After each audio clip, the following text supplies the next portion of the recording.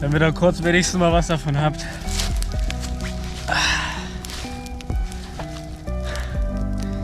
Tja, das ist die Frage. Wer möchtest du sein? Wir alle haben immer an irgendeinen Beruf gedacht. Aber worauf kommt es wirklich an? Was sind Sachen, für die du benannt werden möchtest? Für deine Ausbildung, für deinen Job? Oder eher dafür, vielleicht ein guter Freund zu sein, ein guter Zuhörer, jemand, der versucht, Fotograf zu sein. Wir haben durchs Handy aufgegeben, Hobbys zu verfolgen, weil gefühlt alles in dem Scheißding drin ist. Dabei ist die Welt eigentlich so viel los. Und wir leben einfach nur auf diesem kleinen Zolldisplay. Und haben komplett aus den Augen verloren, was eigentlich wichtig ist. Was sind die Sachen, die uns zur Leidenschaft bewegen? Was sind die Sachen, wofür wir hier sind? Möchtest du Arzt werden? Möchtest du YouTuber werden? Möchtest du Kfz-Mechatroniker, Elektroniker, Krankenschwester, was auch immer werden? Das sind immer so die Fragen. Aber als Kind, was wolltest du da werden? Forscher, Astronaut. Du wolltest alles wissen, alles können. Was ist da passiert? Ich hätte nicht gedacht, dass ich das Ding hier noch ankriege. Bin ich auch echt froh. Also das wird jetzt zwar einfach komplett gottlos ausbrennen, weil ich auch noch nie wirklich Feuer gemacht habe. Aber das ist nicht schlimm, weil irgendwas habe ich hier anbekommen. Ich stelle euch mal hier ab. Schön. So. Die andere Perspektive war ein bisschen geiler. Aber ist okay.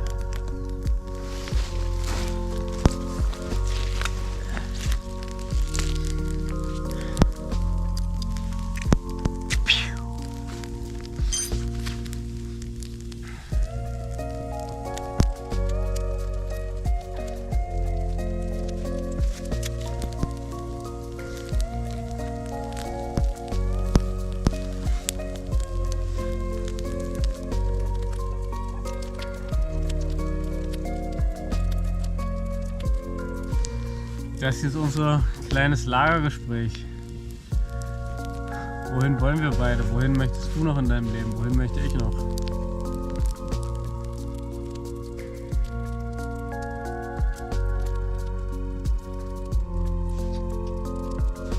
Mochte das?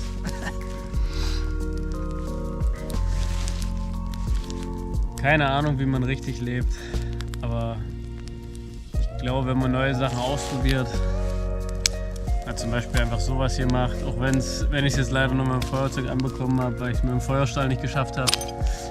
Ist egal, beim nächsten Mal kriege ich es besser, dann kriege ich es ohne Feuerzeug hin. Ja. Die Welt ist so schnell, alles dreht sich so schnell, KI optimiert das, da passiert das, diese Software das. Aber was bleibt von uns eigentlich noch? Was möchtest du hinterlassen? Wofür soll man dich kennen? Möchtest du der Typ sein, der einfach nur viel Geld gemacht hat? Möchtest du der Typ sein, der sportlich as fuck war? Möchtest du der Typ sein, der einfach ein guter Freund ist für den anderen, auf den man sich verlassen kann? Im Endeffekt entscheidet das alles du. Social Media zeigt dir jeden Tag tausende Leute, die real sind, die nicht real sind, die einen wilden Lifestyle haben, der echt ist, die einen haben, der nicht echt ist. Aber wann hörst du mal auf dich? Wann hast du das letzte Mal gesagt, ich mache jetzt einfach mal eine Sache, bleib dran und das wird jetzt zu meiner neuen Lebenseinstellung? Ohne sie einfach von irgendwem übernommen zu haben.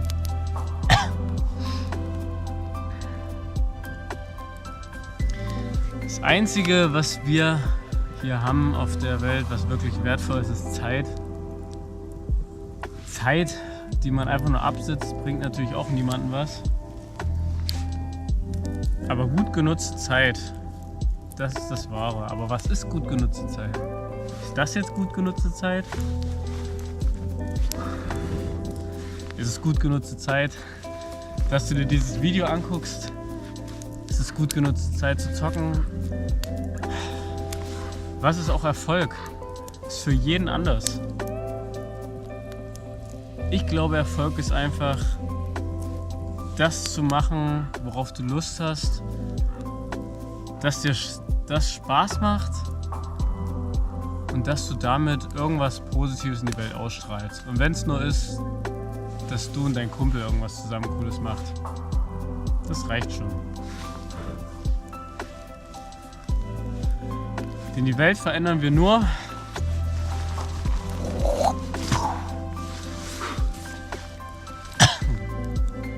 wenn wir daran glauben, dass wir was ändern können. Alle Veränderungen entstehen hier oben. Deswegen ist es so wichtig, dass du hier oben fit bleibst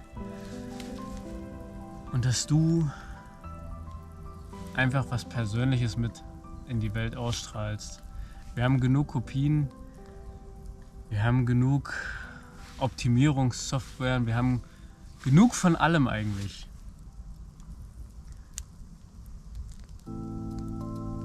Außer von richtig wilden Persönlichkeiten. Einzigartigen Persönlichkeiten. Und du bist eine einzigartige Persönlichkeit. Genau wie dieses Feuer hier eine einzigartige Persönlichkeit ist.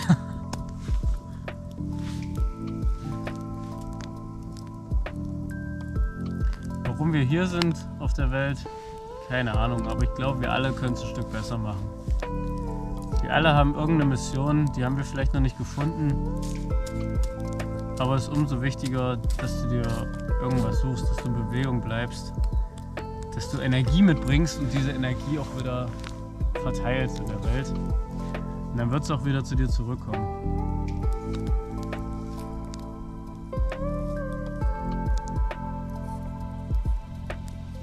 Aber nimm's Leben nicht so ernst. Wir kommen eh nicht lebend raus. Umso cooler, dass du trotzdem versuchst, Sachen zu machen, weil im Endeffekt, wir wissen alle, dass uns nichts bleibt und trotzdem arbeiten wir an Dingen, denken an die Zukunft, versuchen Sachen nach vorne zu bringen, sind innovativ. Ruhe ist wichtig, aber Stillstand ist auf jeden Fall der falsche Weg. Verschwend dein Leben einfach noch nicht. Ich glaube, das ist sehr wichtig, dass du realisierst, das, wo du die meiste Zeit mit verbringst oder das, was du jeden Tag machst, das ist dein Leben. Dein Leben kommt nicht in ein paar Wochen, in ein paar Tagen, in ein paar Jahren, wo du das krasse Ding durchführst. Das Leben ist jeden Tag, jede Stunde, jede Minute. Sei dankbar, dass du hier sein darfst. Dankbarkeit ist sehr wichtig,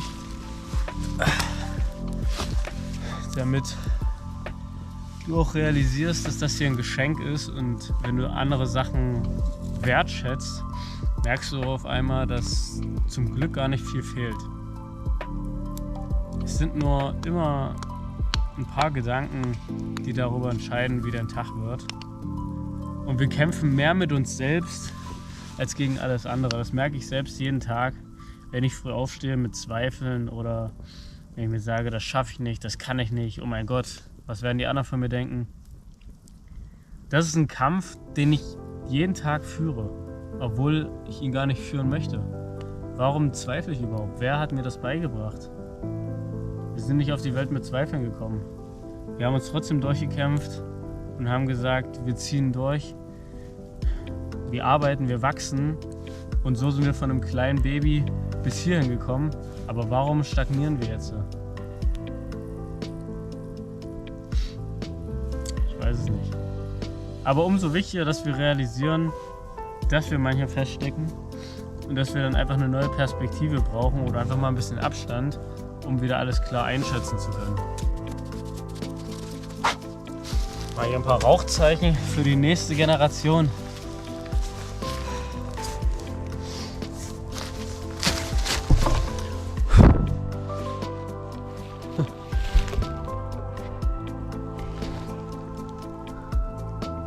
Alles top hier.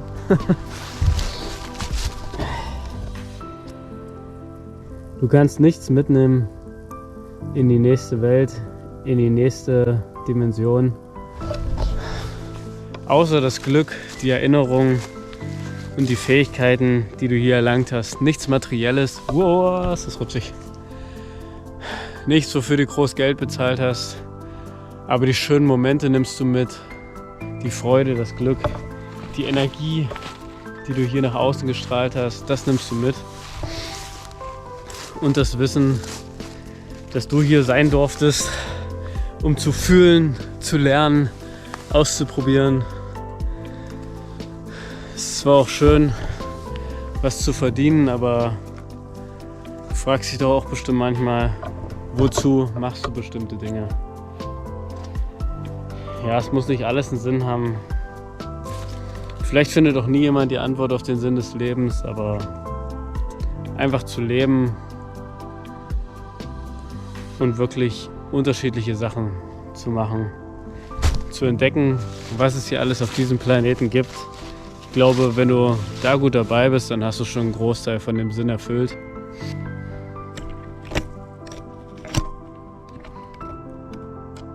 Ich glaube auf jeden Fall, wir können noch viel von der Natur lernen. Wir haben uns mittlerweile so abgekapselt. Hier hat alles seine Zyklen, seine Rhythmen. Alles pegelt sich von selbst ein, wenn der Mensch nicht eingreift. Alles ist im Gleichgewicht. Und ich glaube, wenn du und ich, wenn wir ins Gleichgewicht kommen zwischen Aktion und Ruhe, zwischen Zielen und Pausen, zwischen was Gutes tun, was Gutes erhalten. Ich glaube, da sind wir schon ganz gut mit dabei. Das Universum, wenn du mal aufhörst, es aus menschlicher Perspektive zu betrachten, nicht so einfach, aber ist komplett neutral, ist fair. Es gibt und nimmt. Aber wir machen irgendwie daraus immer was Persönliches. Wobei hier nichts in dieser Welt eigentlich wirklich persönlich ist. Und wenn du realisierst, dass auch Leute, die schlecht zu dir sind, die dich anschreien, die wütend sind, die dir mit Hass begegnen, dass das eigentlich deren Problem ist und nicht deins. Das ist wie ein Geschenk. Das Leben ist ein Geschenk, aber es ist auch ein Geschenk, dass du negative Emotionen von der Person bekommst. Aber du kannst entscheiden, ob du das Geschenk annimmst oder ob es bei der Person bleibt. Wenn du nämlich nicht darauf reagierst, wenn jemand dir negativ oder dumm kommt und diese Emotion nicht teilst mit ihm, dann bleibt die Emotion bei der Person, die sie ausstrahlt und nicht bei dir.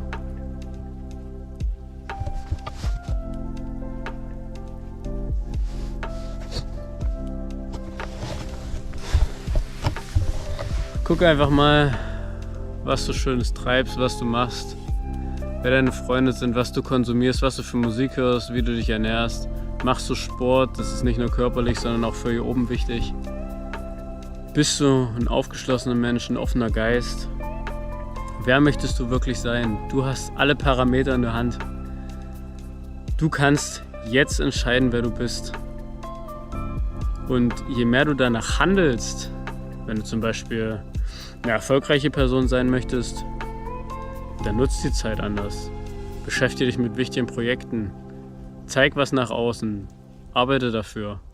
Und wenn du dem nachgehst und das Gefühl da ist, du bist diese Person, dann wird die Realität auch irgendwann folgen. Dann wirst du irgendwann bewusster dem nachgehen. Dann wirst du anders über bestimmte Sachen nachdenken. Dann wirst du andere Menschen anziehen. Und das kannst du bei allem drauf beziehen. Wer du sein willst, bestimmst du. Und wenn du jemand bist, der du nicht sein willst, dann hör auf, so zu handeln, hör auf, so zu denken, schreib dir auf, visualisier das, weil wenn du was visualisiert hast und auch dann vielleicht vorgelesen, dir selber ausgesprochen hast, dann ist es wie ein Zauberspruch, wie die Realität hat es erkannt und wird sich dem beugen, aber nur, wenn du dann konstant auch durchziehst. Wenn du es nach einem Tag wieder änderst, dann kann nichts kommen, weil du kämpfst ja gegen das alte Du, gegen die alte Realität an. Und die ergibt sich nicht von heute auf morgen, wenn du einfach nur ein bisschen Larifari versuchst, was zu ändern. Du musst da schon mit Leidenschaft dahinter sein und für dich erkennen, auch optisch sehen, wenn ich eine Person sein möchte, die ich noch nicht bin. Das kann nicht funktionieren. Du musst diese Person sein. Du musst es fühlen. Wie fühlt sich die Person, die du sein möchtest? Wie denkt die Person, die du sein möchtest? Wie handelt die Person? Und dann ist es einfach nur ein Copy-and-Paste-Spiel. Ja, es ist nicht leicht, aber hat doch niemand gesagt. Alles auf der Welt ist mit Schmerz verbunden. Aber du entscheidest, welchen Schmerz du nimmst. Entweder nimmst du den Schmerz, etwas zu bereuen, der Reue, oder den Schmerz, den Weg zu gehen.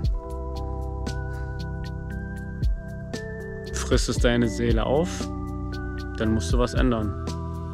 Und ja, es ist schmerzhaft, was zu ändern. Vor allem, weil wir Gewohnheitstiere sind. Aber genauso gut können wir neue Gewohnheiten lernen, neue Gedankengänge knüpfen, wenn wir uns bewusst dafür entscheiden. Das Einzige, was dich davon trennt, der zu werden, der zu sein, der du möchtest, bist du.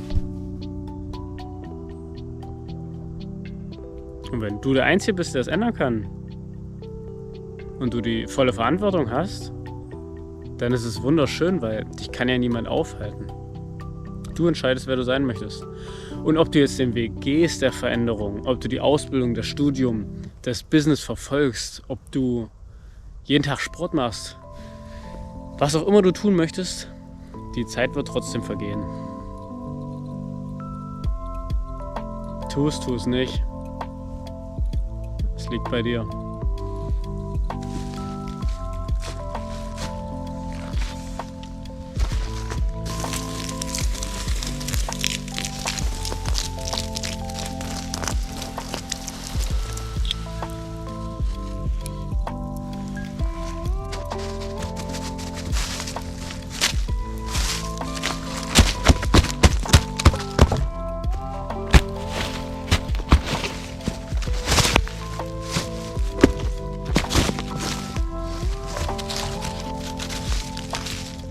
So, da war ja was dran. Ups.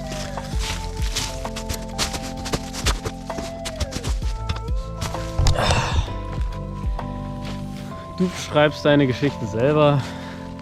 Also nimm Stift in die Hand. Mach dir wirklich mal Gedanken, wer du sein möchtest. Nicht, wer andere möchten, der du sein sollst. Nicht, was deine Eltern, deine Freunde sagen, wer du sein möchtest. Nicht, was du gerade Schönes auf Insta gelesen hast. Einfach pur deine Entscheidung. Du sagst, ich will was ändern, dann mach das. Mach's für dich. Erzähl's gar nicht erst weiter rum. Und ja, es wird schwierig, weil wir alle haben immer einen ersten Eindruck. Wir alle haben immer ein Bild, was wir zum Beispiel von dir oder was du von mir im Kopf hast. Wo du mich das erste Mal gesehen hast, wo du mich das letzte Mal gesehen hast. Und dieses Bild speichern wir ab, einfach weil es ein Shortcut ist für unser Gehirn. Die Person ist so und so. Und wir teilen ja alles in Kategorien ein, ob wir das wollen oder nicht. Und da werden natürlich manche Personen vielleicht dann ein Problem mit dir haben, weil sie ein anderes Bild von dir im Kopf haben und das nicht mit der Realität jetzt für dich übereinstimmt. Und das führt natürlich zu einem Konflikt, aber du hast nur dieses eine Leben hier. Wir tun alle so, als würden wir niemals sterben. Ich meine, ich weiß es nicht, hab's noch nie getan, aber unsere Zeit ist begrenzt und das macht es auch so wertvoll. Das macht ja alles wertvoll, wenn es nicht oft da ist, wenn es begrenzt ist, wenn es nicht unendlich vorhanden ist. Und deswegen ist es einfach wichtig, dass du die Dringlichkeit realisierst, dass es eigentlich wichtiger ist für dich, auf alles zu scheißen, das zu machen, was du möchtest, weil in 100 Jahren, Ich kenne dich nicht mehr, mich kennt niemand mehr, die Videos hier gibt es schon gar nicht mehr. Es ist eigentlich krass, in deinem Haus wird ein anderer wohnen, falls du jemals ein Haus hast, haben wirst, möchtest. Deine Wohnung, dein Auto, die Stadt, vielleicht gibt es sie dann gar nicht mehr in 100 bis 200 Jahren, vielleicht auch schon kürzer. Vielleicht gibt es uns als Menschheit schon irgendwann gar nicht mehr. Deswegen, an die Zukunft denken ist wichtig, aber auch an dich denken im Jetzt ist noch wichtiger, weil es gibt nur diesen jetzigen Moment. Wenn du irgendwas in der Zukunft denken möchtest oder aus der Vergangenheit, das sind Gedanken, die du mal abgespeichert hast. Die existieren auch nur jetzt, weil du jetzt gerade dran denkst. Die Zukunft gibt es noch gar nicht, kann nicht passieren. Im jetzigen Moment formst du die Realität, die dann kommt. Deswegen, es gibt nur den Moment jetzt. Und das Video geht schon viel zu lange. Und deswegen ein kräftiges Sport frei!